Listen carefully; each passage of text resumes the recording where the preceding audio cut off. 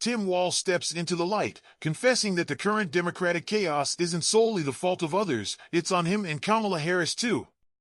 In a raw, honest moment, he lays out how their joint missteps led to a mess that now shadows the party, leaving everyone to wonder, can redemption still be found?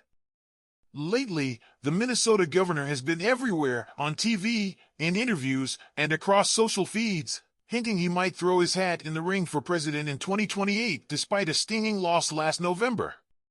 On a recent national broadcast, he didn't hold back when he compared his rival to the worst business leader he'd ever seen, his words sharp as a slap.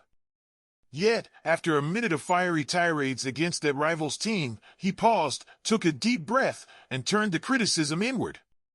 "I own this," he admitted, his voice heavy with regret. "We wouldn't be in this mess if we'd won the election, and we didn't." The raw honesty left viewers wondering what it takes to mend a broken system. The fallout was brutal.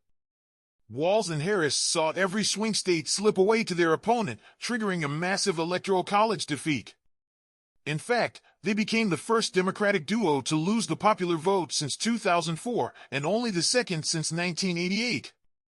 When the host pressed on, questioning if Harris's campaign was too timid and overly cautious, Walz didn't hesitate.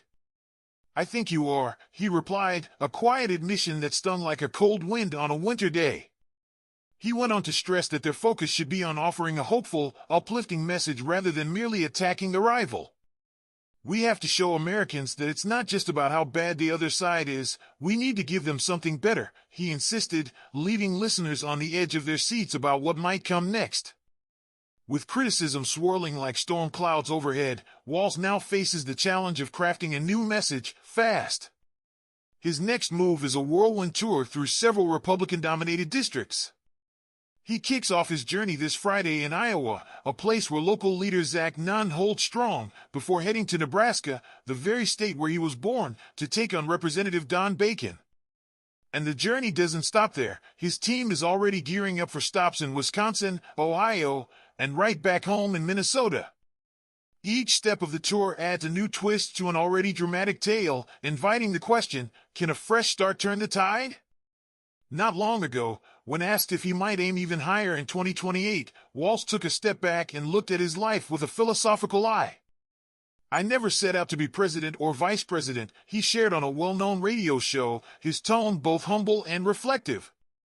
"I was honored to be asked, and if I feel I can really serve, then I will. But if people say, 'Hey, we tried you, and look what happened,' I'm okay with that." He paused, letting the weight of his words sink in. "If I think I can offer something new, I would certainly consider it," he added. With a calm certainty, he explained that if the stars align in 2028 and he has the right set of skills, he won't shy away from doing what it takes, even if it means admitting that sometimes life just doesn't go as planned. His final thought lingered like a question in the air. Should ambition drive us, or should we simply answer when the call comes?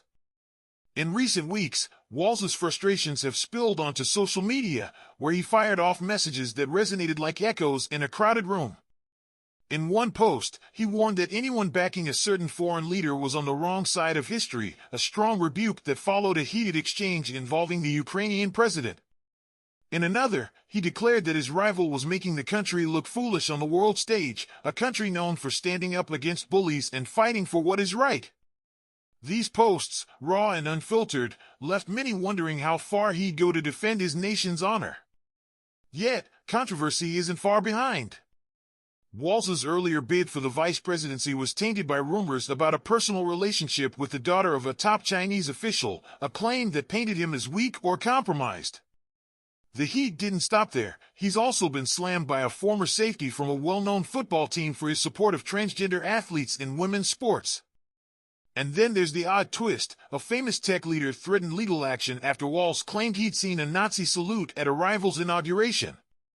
During an animated interview on a popular news program, Walz ranted about how the country spent days debating whether the gesture was real. "Of course he did," he declared, leaving the audience to wonder if truth and controversy could ever really be separated. Even as he battles external critics, Walz's own reflections reveal a man haunted by his past. In a heartfelt chat with a respected magazine, he admitted that the defeat against his opponent still stings deeply. I still struggle with it, he confessed, his voice heavy with regret. It was my job to get this done. Meanwhile, whispers swirl that Kamala Harris might step up to run again, with other names like Gavin Newsom, Gretchen Whitmer, and Josh Shapiro also being tossed into the mix. The stage is set, the players are rethinking their roles, and the next chapter in this political drama hangs in the balance. What will happen next?